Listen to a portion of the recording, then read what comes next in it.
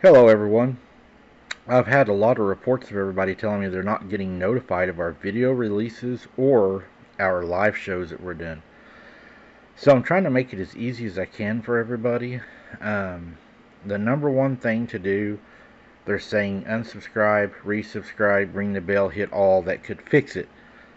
Another thing I'm doing is I'm trying to put out alerts out on Facebook with the @everyone to alert everybody, and also just so you all know, I drop videos every day that I can, pretty much every day. They will drop at 8 p.m., okay? So every day at 8 p.m. Central Daylight Time, I will drop a video. If I drop two that day, I'm going to start dropping them at 8 o'clock and 9 o'clock Central Daylight Time. That way you will be able to know that there is a video going to be released. That way you can go watch it and hit the like button. For some reason, I think they're trying to drive our algorithm down because we were doing good. Another thing is every Saturday night at 8 o'clock we are live, and then Sundays at 8 o'clock we're live. So if you just set your calendars to that, or also what you can do right now is tonight. Now this has been released early today because tonight we have a special guest. Travis Carpenter is going to be on the show tonight, the legendary Scott Carpenter's son. We're going to talk about his dad's project that he was doing, and it's going to be very, very interesting. So don't miss that. It's the Awareness Project, the Sasquatch Awareness Project. We're going to dive into that, guys. It goes really deep, and a lot of that really touches me because a lot of it's what I went through. Should be a really deep, good conversation. Travis never lets us down. It's always great. So just remember, each day at 8 o'clock, Saturdays and Sundays at 8 o'clock. And if there's a second one released, it'll be at 9 o'clock, but I'll usually tell you in the 8 o'clock one if I'm releasing one that night. And I'm going to try to do two a night for a while, so just to drive a little more up, guys. The store's doing good on the merchandise. We actually ran out of t-shirts, so that's really good. They told me that they're backlogged. Y'all ordered all the t-shirts they had, guys. The store is booming. I'm getting like 20, 25 alerts a day of stuff being shipped out. That is just so awesome. Thank you so very much for that. It's going to make such a huge difference in things. And guys, finally, we will get into the video. I've always been an outdoorsy person, loving nothing more than hiking and camping in the beautiful wilderness of the Pacific Northwest. So when my friend Alex suggested a camping trip in the Olympic National Forest, well, of course, I jumped on that chance. We arrived at the campsite on a crisp autumn afternoon, eager to set up our tents and start exploring the surrounding woods.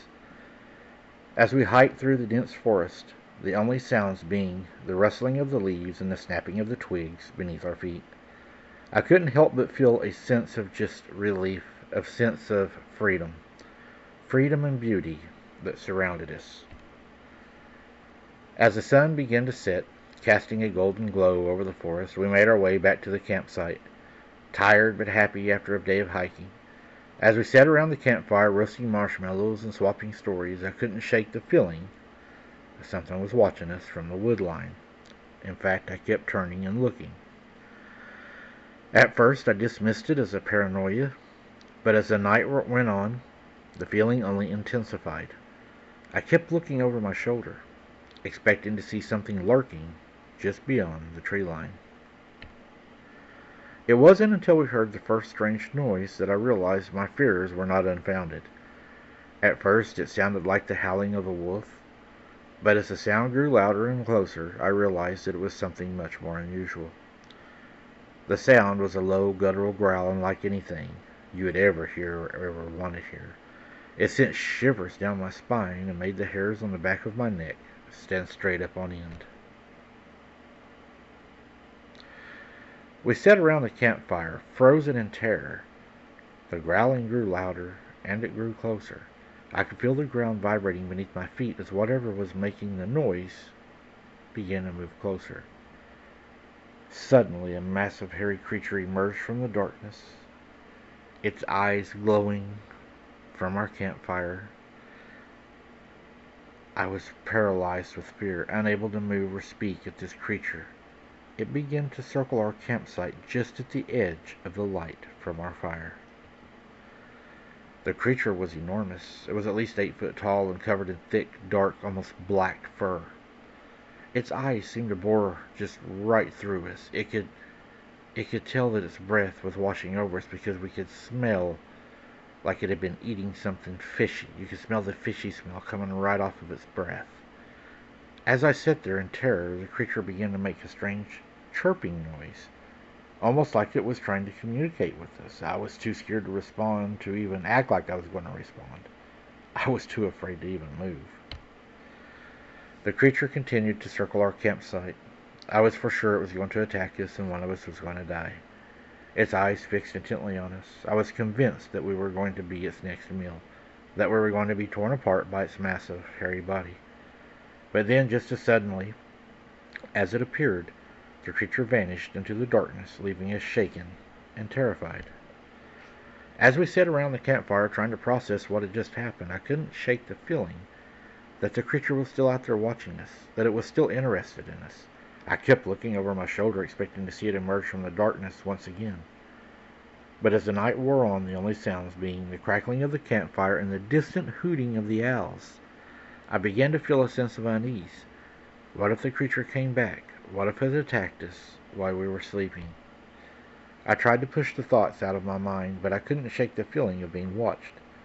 I kept looking over my shoulder, expecting any time to see this thing. But I knew that I had to get away. I had to go to sleep. As the night wore on, the darkness seemed to get darker and darker around us, making me feel almost claustrophobic and trapped. I knew that we had to get out of there, to get as far away from this creature as possible. And as soon as the sun began to rise, we packed our campsite and began to make our way back to civilization. I still had the feeling of being watched, even as we were walking out of there. As we emerged from the forest and made our way back to the car, I felt a sense of relief wash over me. We had made it out alive. And I knew that I would never forget the terror that was out there that night. As I look back on the experience, I am still shaken by the memory of the creature. I know that I will never forget the feeling of being watched, the feeling of being hunted, and watching this thing walk around the campfire as it stalked us. Thank God it decided to let us live that night.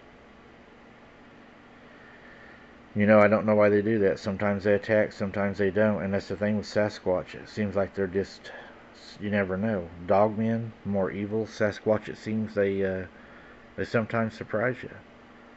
I'm glad y'all made it out of there. It sounds like you had a really big encounter. I'm glad y'all are safe.